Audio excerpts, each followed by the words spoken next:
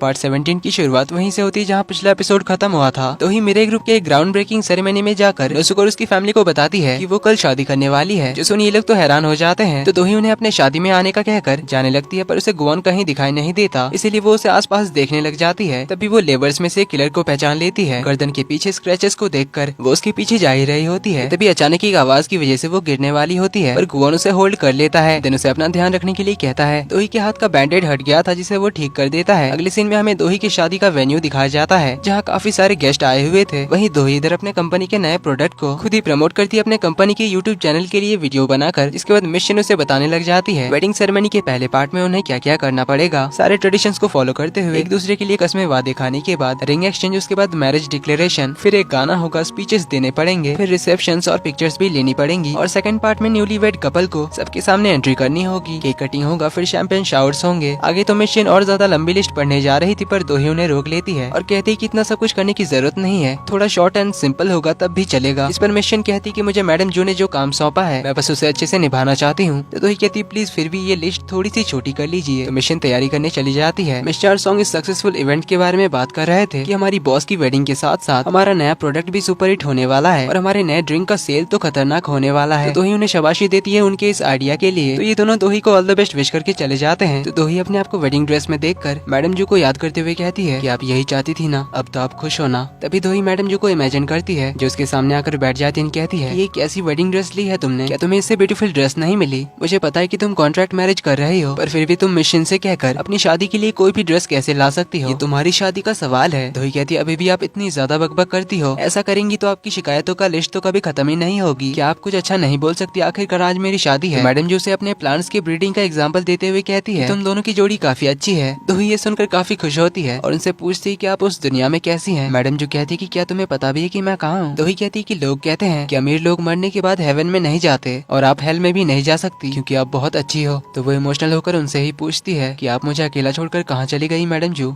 इस पर मैडम जू स्माइल करते हुए कहती है मैं भला तुम्हें छोड़कर कहाँ जा सकती हूँ, मैं हमेशा तुम्हारी यादों में रहूंगी। जो सुन दोही की आंखों में आंसू आ जाते हैं। तभी मिशन उसे बुलाने आ जाती है। तो दोही अपनी आंसू पोंछकर बाहर चली आती है जहाँ नोसुको सुआन अपनी फैमिली के साथ पहुँच चुके थे। सुआन उसे कहती है तो आखिरकार तुम शादी कर ही रही हो? दोही कहती मुझे नहीं लगा था कि तुम सब यहाँ पर आओगे। नोसुको कहता है आखिर हम एक फैमिली है तो हम भला क्यों नहीं आते? अगर आज मॉम होती तो तुम्हारी शादी देखकर वो बहुत ज्यादा खुश होती। देन दोही से हैंडशेक करके उसे कांग्रेचुलेट करता है। इसके बाद दोही चली जाती है और नोसुक भी अपनी फैमिली के साथ टेबल पर जाकर बैठ जाता है। सुआन नोसुक से कहती कि आखिर तुम कब सस्पेंस खोलने वाले हो? नोसुक कहता है कि आज उसके लिए खुशी का दिन है तो आज के दिन उसे खुश हो लेने दो। यानी कि नोसुक कुछ तो प्लान कर रहा है जिसे वो सही टाइम आने पर यूज करना चाहता है। तो अभी के लिए वेडिंग सेरेमनी शुरू होती है। दोही चलते हुए अपने दूल्हे की ओर आती है जो कि गुआन होता है, जहाँ से हमें कल का फ्लैशबैक दिखाया जाता है जब दोही ने गुआन से पूछा था कि तुमने मुझे शादी के लिए क्यों प्रपोज किया। इस पर गुआन ने कहा था कि क्योंकि मैं नहीं चाहता कि तुम मर जाओ। इसके बाद ही दोही ने गुआन से शादी करने का डिसाइड किया था। तो दोनों आमने सामने आते हैं और एक दूसरे को प्रोमिसेस करने लगते हैं। दोही कहती मैं अभी इसी पल से मिस्टर गुआन को एज माई हस्बैंड एक्सेप्ट करती हूँ। गुआन भी कहता है कि मैं अभी मिस दोही को एज माई वाइफ एक्सेप्ट करता हूँ। फिर दोनों साथ में कस्में वादे पढ़ने लग जाते हैं कि मैं हर काम में तुम्हारा साथ दूंगा, हर प्रॉब्लम सिचुएशंस को साथ मिलकर पार करेंगे, हमेशा एक दूसरे के लिए लॉयल रहेंगे और जैसे हैं वैसे ही हम एक दूसरे को एक्सेप्ट करते हैं, हमेशा रिस्पेक्ट और प्यार करेंगे। यहाँ हमें फिर से कल रात का फ्लैशबैक दिखाया जाता है जहाँ दोही गुआन को एक कॉन्ट्रैक्ट मैरिज पेपर देती है जिसमें उसने बहुत सारे कंडीशंस लिखे थे। गुआन एक एक करके सारी कंडीशंस पढ़ने लग जाता है। नंबर 1, पार्टी ए और पार्टी बी दोनों पब्लिकली एक आइडियल कपल की तरह रहेंगे, एक दूसरे की प्राइवेसी को रिस्पेक्ट करेंगे और एक दूसरे के मैटर में इंटरफेयर नहीं करेंगे। नंबर 3, दोनों एक दूसरे के गोल को अचीव करने के लिए कोऑपरेट करेंगे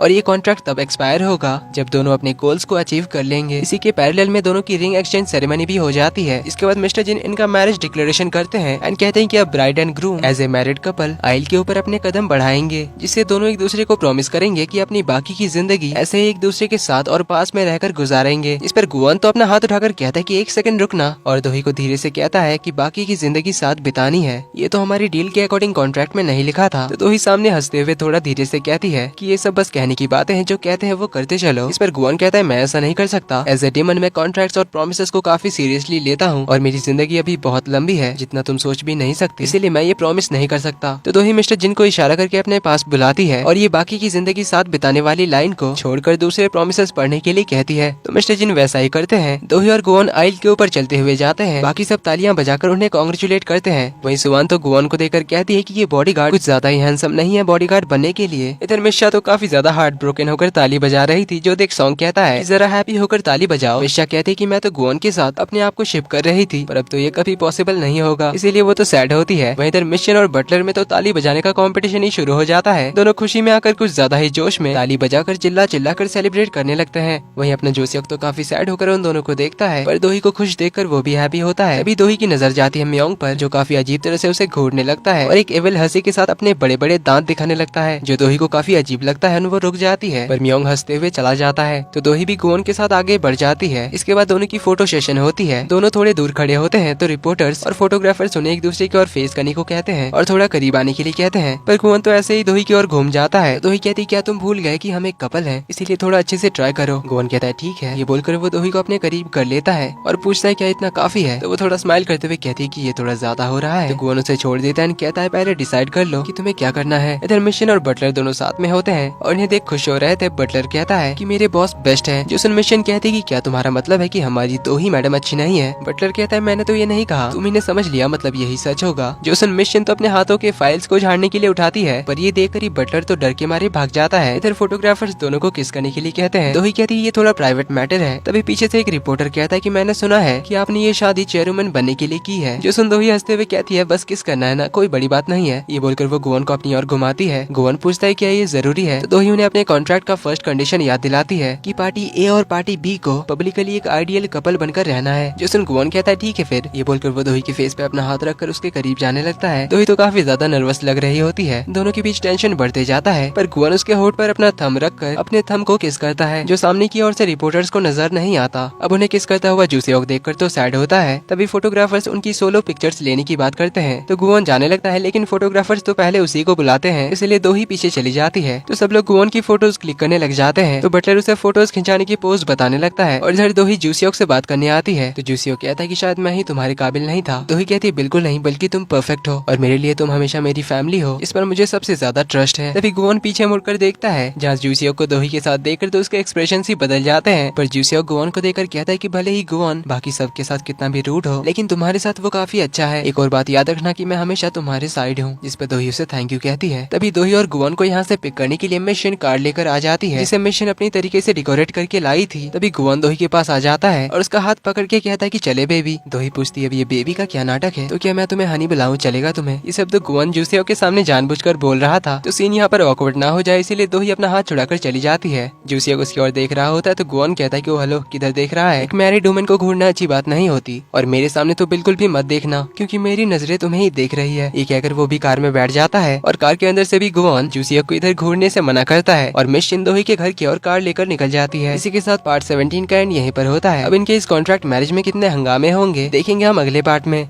वीडियो पसंद आई तो वीडियो को लाइक कर देना, चैनल पर पहली बार आए तो do subscribe and hit the bell icon. जल्दी ही मिलते हैं अगले पार्ट में, तब तक के लिए take care and bye bye.